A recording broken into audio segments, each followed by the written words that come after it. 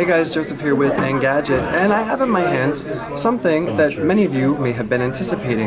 We're here with Samsung, and they're showing us the update to this, which is the GS3, which was inspired by nature. And now what you're looking at here is the Galaxy S4. Yes, that's the actual number 4, not the Roman numeral, and as you can see, it's inspired by the GS3. From a really quick glance, you can see that there's not much difference in the design aesthetic. In fact, it kind of looks like the GS4 is a more stretched out version, and that's because this now sports a 5-inch display, and yes, it is 1080p. It is a full HD Super AMOLED panel, so Samsung's saying that's a first, and it's quite vibrant. If you want to look at this from the side, we're looking at a 7.9mm thickness, which makes it just a hair thinner than the GS3. It's also just a bit lighter at 130 grams versus the 133 of the Galaxy S3. Now, I'm just going to quickly turn it around to the back so you can see they're both white. This is what Samsung is calling frost white, but it's actually a much more pure and vivid white,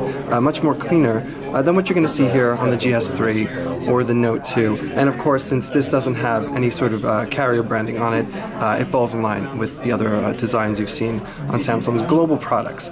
Right here on back, that is a 13 megapixel camera, so right away you know it is a bump up from the 8 megapixel on here. And part of the story for the GS4 is the enhanced camera, which Samsung is really stressing. So we'll just go into that really quickly, show you here. You can hear the little sounds, they're no longer water inspired. Then we'll go straight into the camera and you can see that it has an interface that it borrows, if we tap here on mode, from the Galaxy camera. So you're looking at the mode wheel that you can scroll through. You have options for panorama, something Samsung is calling erasers, so that if there are photo bombers in the background, as you can see highlighted here in pink, or sort of noise or motion blur, you can take a couple burst shots, tap on that highlighted portion, and remove it from your final shot. Now, the other big innovation in the camera is that it does a dual recording and dual shot mode. So if you want, you can go ahead and tap this icon, and what it's going to do, we can affect it, is it's going to pop up an option over here which we can scroll through a template. So this is the stamp option, but you can do oval blur, there's a heart shape, and what it does is it'll take the front-facing image and it'll put it there, which we can also swap around if we tap on this icon. And so you can take photos, whatnot, include yourself. There's also dual recording, and that does 1080p video as well. A few other notable things that come in the camera portion are cinema shot, which will allow you to use a burst mode basically, and another notable thing that the camera software includes is drama shot, which will use burst mode basically to create an animated GIF for you. There will also be something that they're calling sound and shot, which will take a still photo and do about up to 9 seconds of audio. So let's just take a quick tour of the front face of the device, since we haven't gotten to that before. So up here you can see there are a range of sensors. That's a 2 megapixel front-facing camera.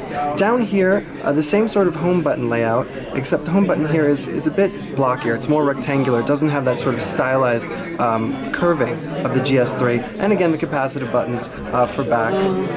Let's see if we can turn it on. For back and for the taskbar are there, but they're hidden when you're not affecting them. Over here on the right, you can see there is the volume rocker and a little notch here to pull off the removable back.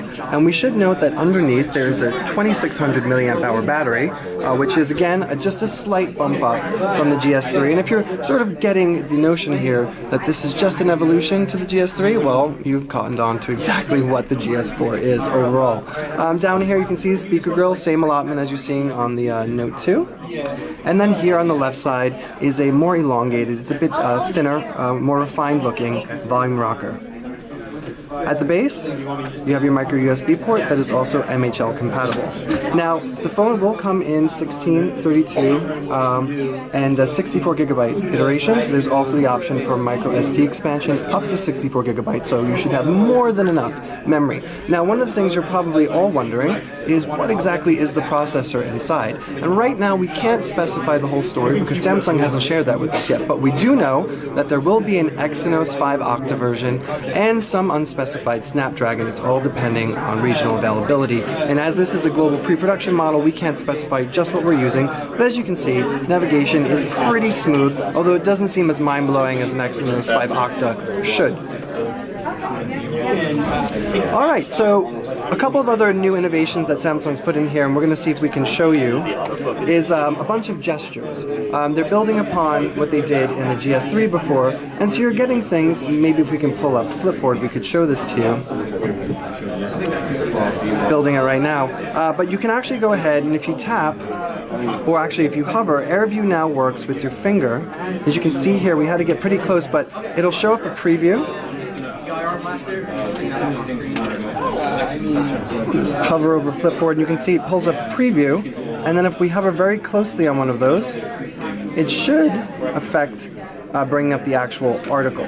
Now another thing that should be enabled, and you can go ahead and if you pull down for notifications, you'll see this icon grid here. You can go ahead and turn all these on and off. It's a very simple way to toggle them, especially for users that might be overwhelmed by what you're seeing. And while we're in here, we can just go through it really quickly and show you. You still have S-Beam, you still have NFC, you have AirView, which is enabled, which allows you to sort of hover your hand, Air Gesture, which allows you to hover over up, down, left, or right to scroll through articles. AirView Smart Stay, which unfortunately does not have the eye tracking you've all heard about. What it does is it uses facial recognition to acknowledge when you're tilting the phone up or down to scroll. So we'll go ahead and see if we can show you some of that. Now if we go back to the home screen and pull up the browser here, just by simply waving our hand up or down, we can scroll up and down the screen. We can also go side to side if the camera picks it up, and scroll through different pages within the browser. Now this also works in the gallery as well. A couple of other software features that Samsung has sort of crammed onto the GS4 is S-Translator, which it's baking into a bunch of apps, which will come with support for 10 languages, and also something they're calling S-Help to effectively make the GS4 work as a pedometer for you. Can also, right here you can see, it'll track your goals, your steps. There's a caloric index you can use. There's a sensor for humidity, temperature in here as well. And to pair with this, there's a whole bunch of accessories that Samsung has sort of created. There's the S-Band, which is similar to something like the Jawbone Up, which sort of dupes the functionality of this and will sync with it over Bluetooth 4.0. There's also a scale, for those of you that want to take it to the extreme. And we should note, just in general, as an accessory, the new flip cover for this looks much similar to the Note 2 and GS3, except it has a cutout preview window here, which will let you look at your alerts, any sort of notifications, look at music, and as well as reject calls. So, for now, we know that the GS4 will be launching in Q2, and in the US it will be on all the major carriers, so that's AT&T, Sprint, that's T-Mobile, that's Verizon, as well as on Cricket.